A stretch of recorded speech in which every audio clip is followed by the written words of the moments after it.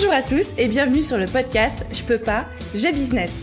Je suis Aline, coach business chez The Bee Boost et chaque semaine, avec ce podcast, je vous donne les stratégies, les conseils, les astuces et surtout l'énergie pour booster votre business et accélérer vos résultats. Alors mettez-vous à votre aise, installez-vous confortablement et c'est parti pour l'épisode du jour. Hello à tous et bienvenue dans l'épisode 116 du podcast Je peux pas, j'ai business. Et comme toujours, je suis absolument ravie de vous retrouver pour un nouvel épisode de podcast. Surtout qu'aujourd'hui, on va parler d'une stratégie qui n'est pas encore très développée ni très abordée en fait dans le milieu du business et de la génération de revenus. Donc on va parler argent et on va parler création d'une nouvelle offre et tout particulièrement d'une petite offre. Et dans cet épisode, vous allez apprendre ce qu'est la stratégie des petites offres avec la spécialiste, selon moi, en francophonie en la matière, c'est-à-dire mon amie Valentine. On va également parler de en quoi c'est une stratégie particulièrement adaptée à vous si vous avez envie de 1. Créer des revenus entre guillemets passifs, c'est-à-dire mettre un petit peu de beurre dans les épinards avant la fin du mois, augmenter vos revenus en fin de mois, même si vous êtes en prestation de service, freelance ou même si vous vendez des produits physiques. On abordera cet aspect-là dans l'épisode. Et surtout, comment gagner en confiance et arriver à mieux vous vendre. Donc cet épisode est tout particulièrement destiné à ceux qui aujourd'hui ont envie d'apprendre à se vendre, ont envie peut-être de créer des programmes de formation en ligne, de hausser leurs tarifs, hausser les tarifs de leurs prestations, de leurs accompagnements, etc. Mais qui ont parfois un petit peu des freins, des réticences à arriver à parler, à arriver à vendre en ligne et qui se disent « Moi, Aline, j'ai pas envie et j'ai peur parfois de vendre un programme à 1 500 € ou 1 000 € ou j'ai peur d'augmenter le prix de mes prestations ». Il y a fort à parier que la stratégie qu'on va aborder dans cet épisode de podcast va vous aider à sauter le pas. Et en fait, on va vous apprendre comment être dans la pataugeoire avant de plonger dans le grand bain. C'est un épisode que j'ai absolument adoré enregistrer, donc sans plus attendre, je vous laisse découvrir tout ça et je vous retrouve pour la conclusion. Hello Valentine, je suis tellement contente de t'accueillir sur le podcast. Comment vas-tu ? Salut Aline, mais ça va super bien, merci. Et moi, je te remercie pour l'invitation. Je suis trop contente d'être là. Mais justement, discuter et je m'apprêtais à te dire, je suis trop contente de t'accueillir de nouveau sur le podcast jusqu'à ce que je me rende compte qu'en fait, tu n'étais jamais venue. Alors qu'on a fait plein de trucs ensemble, on a voyagé, on a fait des podcasts chez toi. Qu'est-ce qu'on a fait d'autre ? Des posts Instagram. Si, t'es déjà venue dans le podcast sur l'épisode sur les secrets de la réussite. Oui, c'est vrai qu'il y avait eu ça quand même. Oui, c'était pas l'épisode rien que pour toi. Du coup, Valentine, aujourd'hui, on va parler d'une stratégie et surtout de comment gagner en confiance dans le business parce que tu as mis au point quelque chose, je trouve, d'extraordinaire dont tu vas nous parler. J'ai pas envie de trop spoiler maintenant tout de suite. Mais avant ça, pour ceux qui ne te connaîtraient pas encore et qui n'ont pas eu le plaisir de dévaler la côte ouest des États-Unis avec toi, est-ce que tu pourrais te représenter ?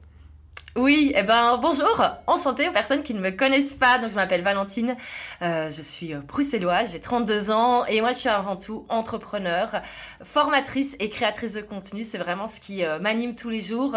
Et vraiment ma mission en fait, moi c'est d'aider les entrepreneurs et futurs entrepreneurs à se lancer et à développer un business rentable qui a du sens.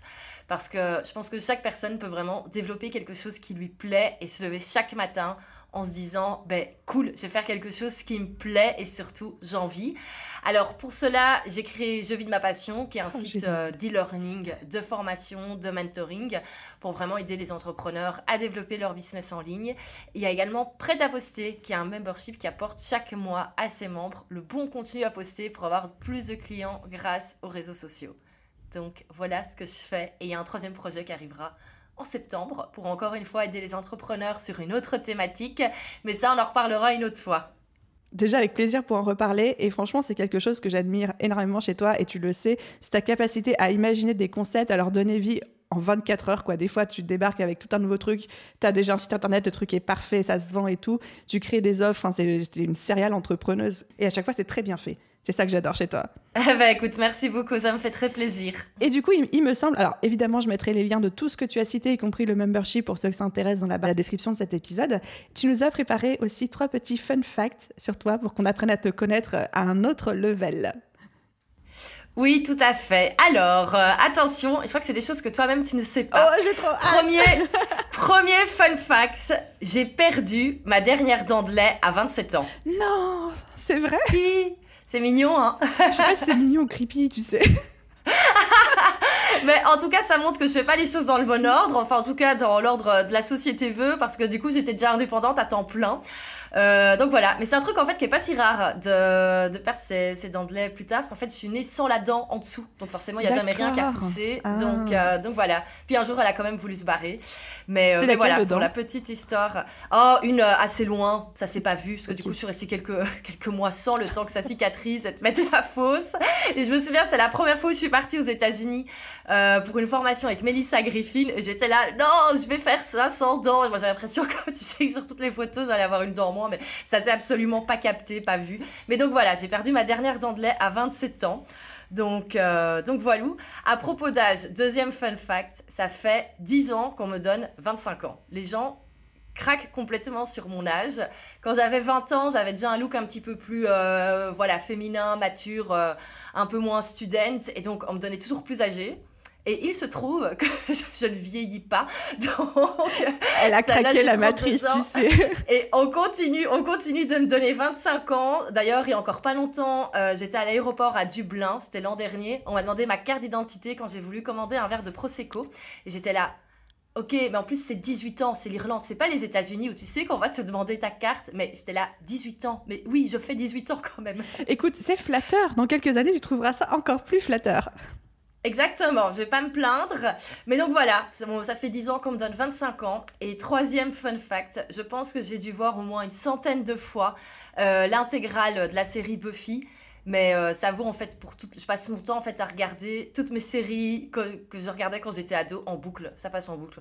Je me fais Buffy, puis je me fais les frères Scott, puis Newport Beach, et puis on repart pour un tour, et voilà. Ah là, la team des frères Scott. Alors, team Nathan ou team Lucas? Ah bah Lucas, bien sûr. Allez, on sera jamais d'accord là-dessus. Non. D'ailleurs, je serais curieuse sur Instagram, s'il y en a qui nous écoutent, n'hésitez pas à venir nous dire en commentaire ou en message privé, soit chez Valentine, soit chez moi, si vous êtes la team Nathan ou team Lucas. C'est primordial, on a besoin de savoir ça. Exactement. Mais cela dit, si je devais choisir, je prends Nate de Gossip Girl. Ah mais non. Bon, et on va pas commencer à débattre aux séries, parce que je pense que pour le coup on sera pas d'accord, mais c'est bien, on se disputera jamais les mecs quand on va voyager. Donc ça c'est cool. Exactement. Ok, back to business. On retourne sur le sujet du jour. On va parler aujourd'hui de petites offres et de la stratégie des petites offres. Est-ce que tu peux déjà nous donner une définition pour ceux qui ne savent pas du tout de quoi on est en train de parler? Oui, tout à fait. Alors, je vais te donner 2 définitions. Celle à la base qui vient de la stratégie créée par les Américains, parce que tout vient toujours de chez eux, et ma définition à moi, vu que j'ai adapté cette stratégie pour répondre à une problématique que j'avais au niveau de mon audience. Top. Donc, une petite offre qu'on peut aussi appeler Tripwire, Tiny Offer, etc. Qu'est-ce que c'est?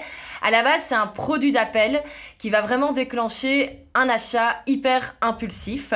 Donc, c'est toujours une offre packagée avec plein de valeurs dedans, avec beaucoup de choses, à un prix tout petit, entre 27 et 47 €. Donc ça, c'est typiquement ce qu'on appelle une petite offre. Alors attention, faut pas confondre ça avec, par exemple, un workbook qu'on vendrait tout seul en produit d'appel, tu vois, comme on peut avoir sur son site parfois des choses comme ça à petit prix. L'idée, c'est vraiment d'avoir un package de dingue, où quand quelqu'un tombe sur cette page de vente, se dise « Ah, mais c'est génial, il faut absolument que je l'achète ». Donc typiquement, toi, tu as mis ça en place avec ton offre, avec les idées de post Instagram. Moi, j'en ai fait une sur Je vis de ma passion, qui est un bundle pour tout créer, en fait, sa formation en ligne.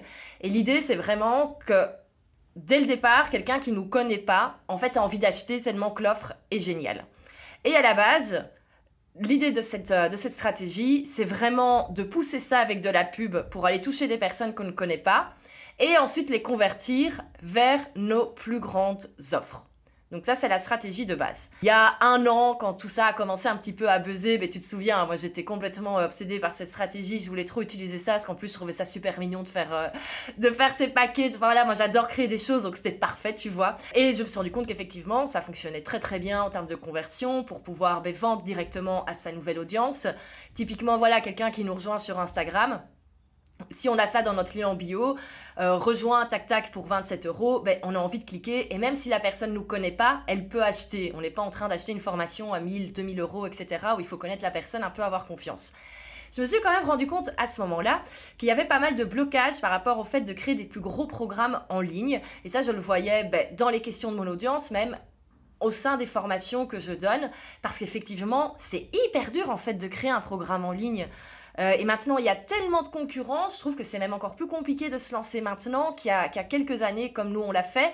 Et donc, il y a tellement de pression dans le fait de créer les modules parfaits, dans l'ensemble parfait, de mettre tout ça en ligne et tout. Et je me suis dit, mais en fait, si au lieu de créer une grande offre, je proposais aux gens de passer par cette petite offre pour avoir confiance.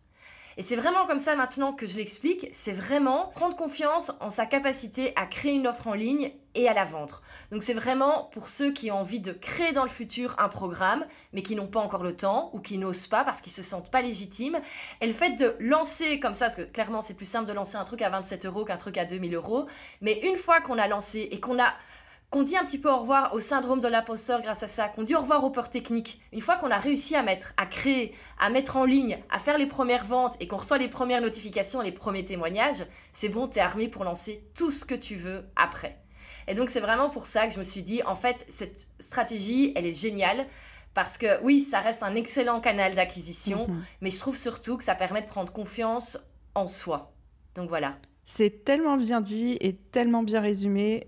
Je suis assez d'accord avec toi sur le fait que c'est un peu comme si on était dans la pataugeoire avant d'aller dans le grand bain, tu vois. Ça nous permet vraiment de tester tout le domaine de la formation en ligne, aussi bien d'un point de vue technique que d'un point de vue pédagogique, en créant une petite offre. Mais il n'y a pas de syndrome de l'imposteur, il n'y a pas de peur de l'argent, il n'y a pas de peur du rejet, il n'y a pas de syndrome de quoi que ce soit, parce que vendre un truc à 27 €, c'est quand même beaucoup plus facile pour commencer qu'à vendre, comme tu disais, un programme à 1500 €.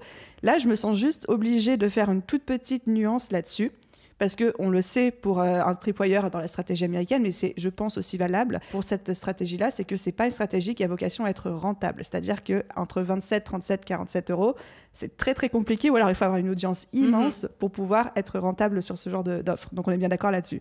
Oui, mais cela dit, tu sais que si tu en vends 27 à 37 €, tu as déjà 1000 € par mois. Ce qui n'est pas négligeable, c'est vrai. Alors, c'est certain que nous, maintenant, on est habitués à faire des gros lancements. Et on a des business qui peuvent pas tourner avec 1000 € par mois maintenant. Mais revenons il y a quelques années. Quand on était freelance, si on nous avait dit tu peux avoir 1000 € par mois pour te lancer dans le business en ligne, on aurait tout de suite dit c'est bon, j'y vais, j'y go. Donc c'est pour ça aussi, c'est pas une stratégie que je conseille. En fait, elle peut vraiment s'adapter à deux types de personnes.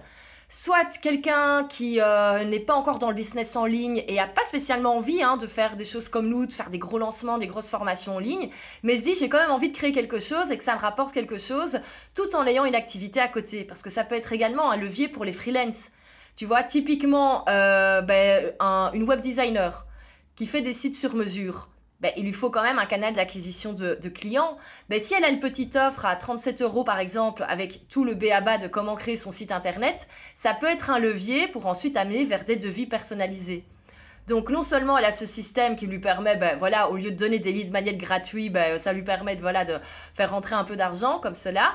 Et ensuite, aller vers des prestations one-to-one, ou ça peut aller vers du coaching one-to-one. Enfin, on ne doit pas spécialement aller vers des plus grandes, vers des programmes, vers des cours en ligne. J'adore cette idée de dire que ça peut être, comme tu disais en intro, dans tous les cas, ça peut être un produit d'appel pour après déboucher sur une autre offre plus rentable peut-être pour nous, dans le sens ça peut être une prestation de service, un devis personnalisé, une formation en ligne ou même d'autres produits, enfin tout ce qu'on veut quoi. Ouais, c'est vraiment ça le but. Le tunnel de vente. C'est de le voir, oui voilà, c'est ça. En fait c'est un tunnel d'acquisition qui non seulement permet de déjà un petit peu faire rentrer du cash, qui permet de faire grandir forcément du coup son audience, sa communauté, sa liste d'emails avec des personnes qui ont déjà acheté chez nous. Parce que ça on l'a pas dit, mais pourquoi est-ce que ça convertit si bien ? On le sait, nous une fois que quelqu'un a acheté chez nous et qu'il est satisfait, il n'a aucun problème à investir plus.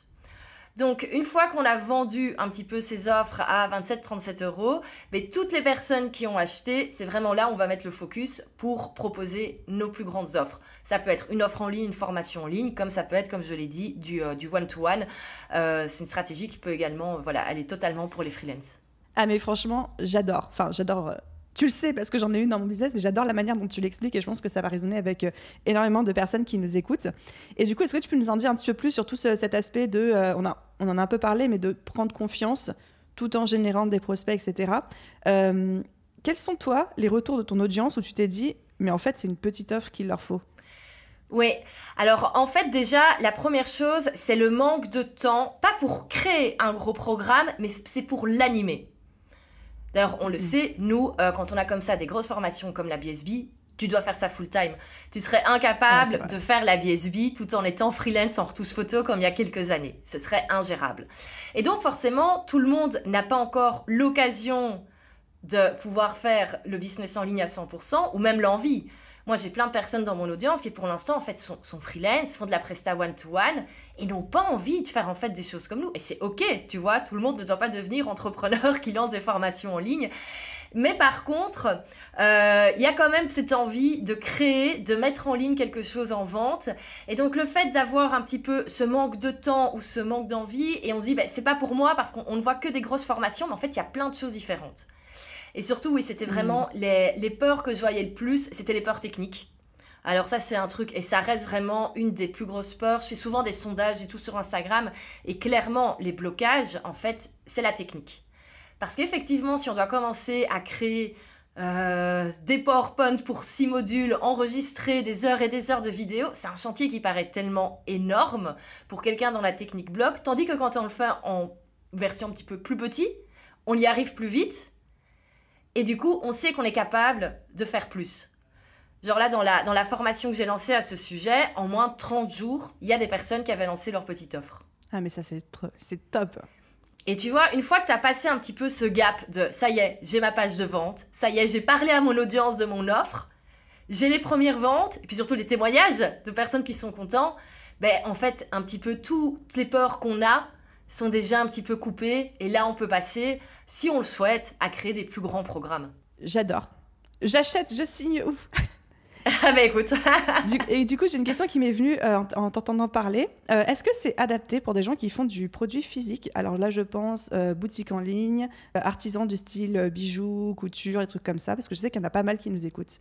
Alors, je suis un peu moins spécialisée pour tout ce qui est business plus physique. Mais après, oui, je pense, et on en parlera, hein, les clés pour mettre tout ça en place. Il faut vraiment réussir à trouver un petit peu quel est le besoin premier de son audience, vraiment quel est le besoin en surface. Mais je pense que de manière générale, quand on a comme ça des stratégies, tout peut être adapté, tout peut être adaptable. Donc voilà, après il faudrait voir un petit peu qu'est-ce qu'on va vendre à la fin. Honnêtement, créer une petite offre pour vendre, imaginons des bijoux, ça me paraît un petit peu compliqué. Par contre, si on est face à un artisan qui fait des bijoux personnalisés, tu vois, qui va avoir une réflexion parce qu'on a le bijou, voilà, par exemple, on va faire son alliance sur mesure ou une belle bague qu'on va se faire pour ses 30, 40 ans et que c'est quelque chose qu'on veut que ça représente quelque chose. Genre, je me souviens, il y a quelques années, j'avais une cliente qui refaisait des bijoux, enfin, qui fondait les bijoux pour récupérer l'or, pour en faire quelque chose de nouveau. Et typiquement, elle avait, par exemple, des personnes qui divorçaient et qui voulaient faire quelque chose de leur alliance pour un petit peu marquer ce cap qui était compliqué du divorce, où là on a vraiment un accompagnement personnalisé, même si on est sur du physique au final, sur un bijou.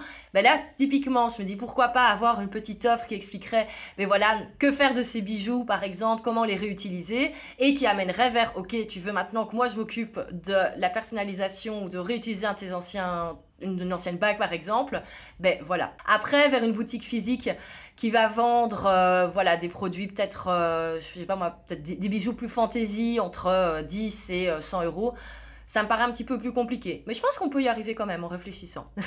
Je suis assez d'accord avec toi, ça demande peut-être un petit stretch, un petit grand écart au niveau du cerveau, mais j'y réfléchissais en même temps que je t'écoutais donner tes exemples, et je vois plein d'autres petits exemples aussi. Par exemple, pour une boutique qui vendrait des produits mettons éthiques, écologiques, etc., ou de la cosmétique, tu peux tout à fait imaginer une petite offre où on t'explique comment faire les cosmétiques ou les produits d'entretien de base à la maison, avec des recettes, etc. Ou pour quelqu'un qui fait de la couture, par exemple, une petite offre dans laquelle tu mets les patrons de base pour faire tes vêtements toi-même. Enfin, j'invente, mais on peut toujours trouver des solutions. Donc, je suis assez d'accord que c'est flexible comme stratégie. Ouais. Mais tu sais, en parlant, je pense que ça fonctionnerait super bien pour les e-shops qui proposent des memberships. Tu vois, par exemple, c'est Casidomi, oui, c'est ça, oui. Qui vend plein de trucs bio et tout. Ils ont un système de membership, d'ailleurs, c'est ça qui les a fait exploser. Et typiquement, tu vois, vu que on va être un truc sur du long terme et pas sur un achat one-shot, je pense que là, ça peut être super intéressant. Parce que clairement, faire une petite offre à 27 € pour vendre un truc à 5 €, ça n'a pas trop d'intérêt, tu vois. Exact. Mais si on a comme ça un package ou qu'on peut faire un bundle avec plein d'éléments, là go. Ah, j'adore, ça me donne trop d'idées. Bon, pour éviter que ce podcast dure 40 000 ans aussi, est-ce que tu pourrais nous dire, parce que là je pense que les cerveaux sont en train de bouillonner derrière les écouteurs des gens qui nous écoutent, qui sont là, est-ce que tu pourrais nous donner 3 clés concrètes pour qu'on puisse mettre en place notre petite offre quand on n'a jamais fait ça? Tout à fait. Alors la première étape, la première clé, c'est pas plus différent en fait que quand on va créer une grande offre. Et c'est ça qui est génial parce qu'en fait, on va vraiment partir de la base. C'est tout simplement identifier le besoin de notre client idéal. Hashtag client idéal. On revient toujours aux mêmes bases. Mais une fois aussi, c'est ça qui est génial, qu'on prend un petit peu ce réflexe de d'abord réfléchir à ce que veut le client et parce que nous, on veut créer, on a tout compris aussi. Alors, pour la petite offre quand même, un truc important, c'est qu'il faut avoir le besoin en surface. Et ça tombe bien, c'est le plus simple à identifier, c'est ce que veut la personne. Donc, imaginons, besoin en surface, je veux maigrir pour retrouver mon summer body avant l'été. Typiquement, là, on est sur le besoin en surface parce qu'on réfléchit juste à ce qu'on veut, à savoir je perds 2-3 kilos. Alors que nous, on sait, enfin nous, le professionnel, va savoir qu'en fait, la personne, elle n'a pas besoin de perdre 2-3 kilos. Ce qu'elle a peut-être besoin, c'est de retrouver une hygiène de vie où on mange bien et on fait du sport. Et la confiance en elle et en son corps, etc. Et ça, typiquement, nous, en tant que clients, c'est pas ce qu'on veut. Nous, ce qu'on veut, c'est maigrir et avoir une méthode magique pour perdre 2-3 kilos. Donc ça pourrait être parfait comme sujet de petite offre. Perdre 3 kilos avant l'été. Bam, ça y est, on a le besoin en surface. Typiquement, tu vois ça et t'imagines la petite offre avec peut-être quelques recettes minceurs, les bons exercices, machin. Pour 37 €, c'est bon, je pense que ça cartonne. Avis à tous les coachs sportifs ou nutrition qui nous écoutent. Mais par contre, nous, on sait que c'est pas ça. En fait, c'est un pansement. La petite offre, j'ai toujours, c'est le pansement. C'est le truc qui va colmater un besoin comme ça. C'est un peu le pansement sur le cancer, généralement. Il faut le savoir. Oui, c'est ça. Ouais. Parce que nous, on sait que ce que la personne a besoin, c'est une vraie transformation. Et la vraie transformation, on va la vendre dans notre plus grande offre. Et en général, c'est plus compliqué de trouver la transformation de la grande offre. Mais donc, vraiment, il faut réfléchir aux besoins. Et c'est pas compliqué, il faut réfléchir à ce que notre audience et notre clientèle nous demandent tout le temps. Tu vois, typiquement, je veux savoir quoi poster sur Instagram. Moi, c'était, je veux savoir comment construire une formation en ligne. Bon, go, j'ai fait une petite offre sur comment créer techniquement une formation en ligne. Et voilà. Et après, on se rend compte qu'il y a d'autres stratégies derrière et qu'on a besoin de bosser un peu plus. Mais globalement, c'est identifier le besoin en surface. Alors, à l'intérieur, qu'est-ce qu'on met dans notre petite offre? Moi, je conseille, et ça, c'est vraiment le petit secret, c'est d'aller mettre en fait du contenu qui va permettre de dire au revoir aux mythes et aux idées reçues. Parce qu'en fait, la petite offre, pour convertir vers plus, il faut un petit peu que la personne se dise « Ah ben oui, c'est possible, moi, je peux y arriver, mais j'ai besoin d'aide ». Exemple, dans ma petite offre sur la création de formation en ligne, j'ai ajouté en bonus un épisode de podcast, un audio, sur tout ce qui est le mindset par rapport à l'argent. Pourquoi? Parce que comme ça, la personne se dit, ben oui, en fait, je peux créer un programme en ligne, j'ai le droit de le vendre, j'ai le droit de gagner ma life, en fait, en créant un programme en ligne et en le vendant. T'es tellement maline. Et donc, en fait, ce qui fait que la personne va commencer à bosser, ça va lui permettre de passer à l'action, également de lui dire mais si tu peux aller plus loin, et c'est ça en fait qui donne envie de travailler plus avec nous.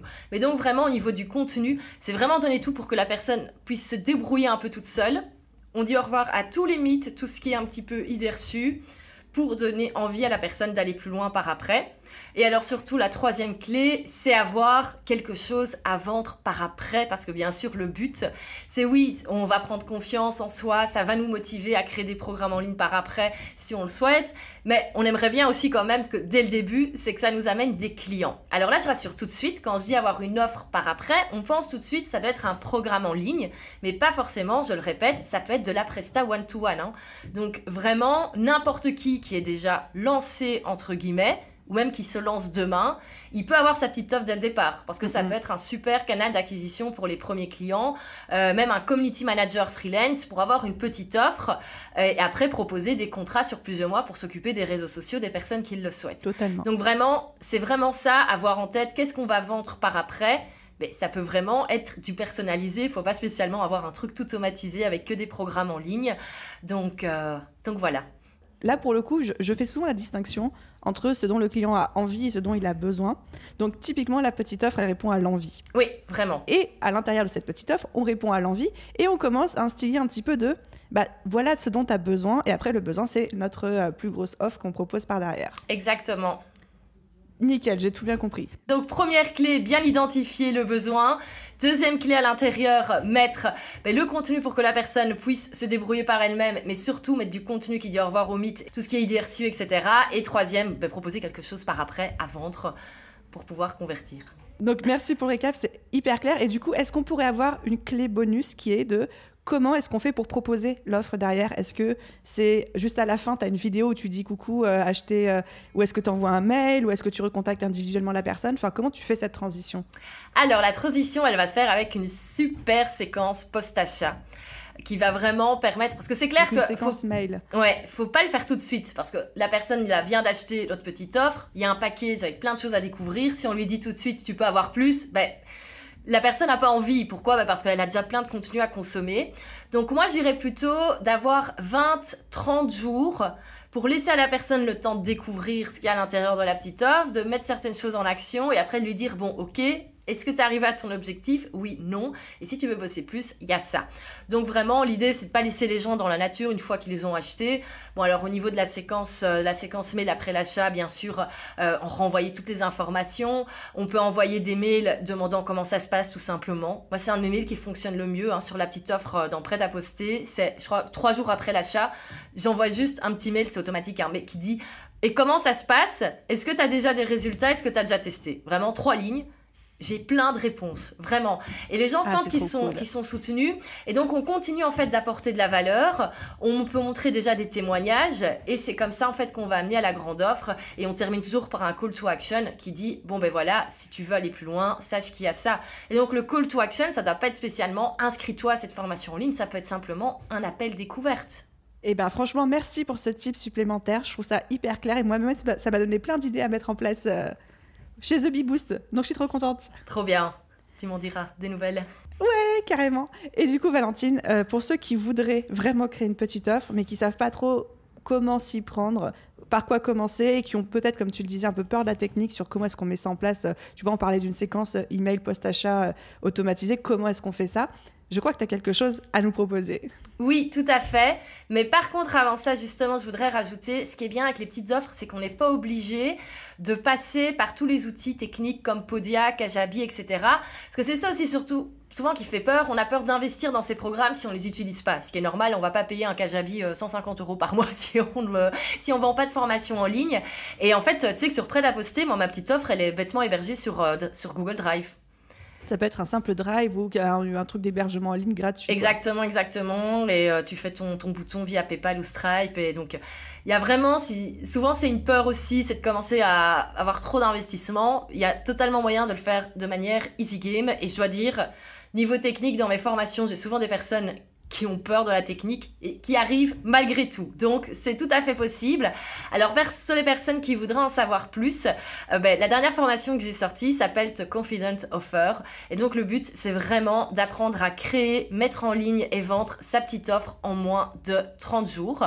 Donc, les élèves apprennent vraiment à créer une offre digitale et à dire au revoir à toutes les peurs que cela engendre. Donc, le but, c'est vraiment, au bout de 30 jours, avoir son offre en ligne, commencer à générer de l'argent avec ça, vu qu'on va la vendre, donc c'est toujours motivant, et puis surtout amener vers une plus grande offre, que ce soit de la presta one-to-one ou par après une grande formation en ligne.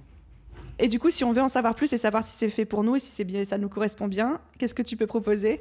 Alors moi, ce que je vous propose, c'est de vous inscrire à la masterclass qu'il y a sur le site, une masterclass à la demande qui s'appelle Le Bon Départ, où en fait j'explique comment utiliser cette stratégie dans les règles de l'art. Alors il y a dans cette masterclass une partie qui est hyper appréciée par les personnes qui l'ont déjà vue, où en fait je dégomme tous les mythes et idées reçues par rapport au business en ligne.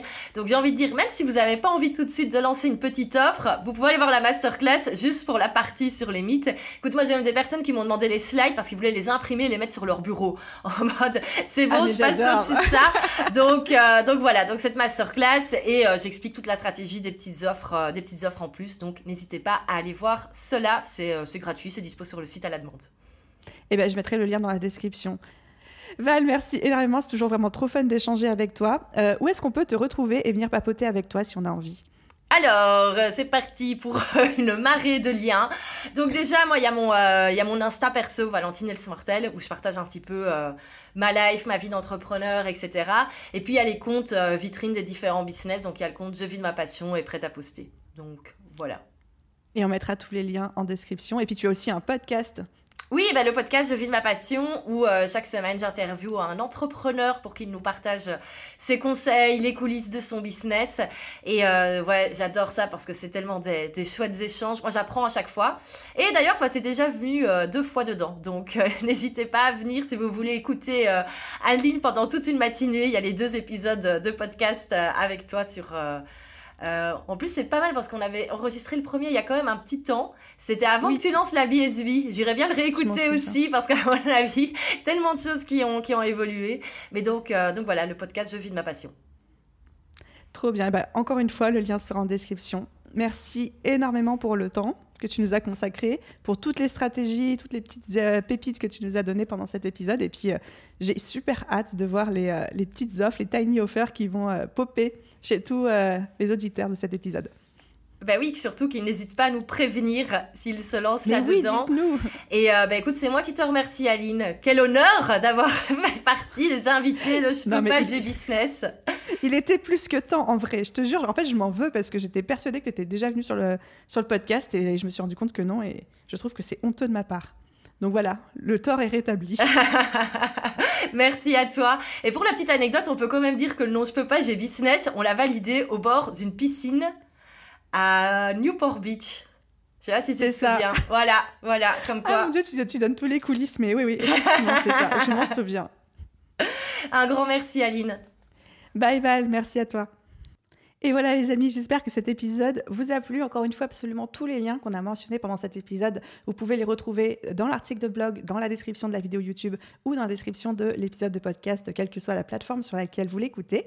Comme à chaque fois, si cet épisode vous a plu, s'il a généré des prises de conscience, n'hésitez pas à lui laisser une note et un commentaire. Ça aide énormément le podcast à se faire découvrir et moi à vous proposer des invités toujours plus quali pour vous parler de stratégies comme celle-ci à implémenter dans votre business pour vous aider à vivre votre meilleure vie. Un grand merci à tous ceux qui prendront le temps de le faire et à vous tous, je vous souhaite une merveilleuse journée, soirée, après-midi, nuit, où que vous soyez. Et je vous dis à très vite dans un prochain épisode de podcast. Bye!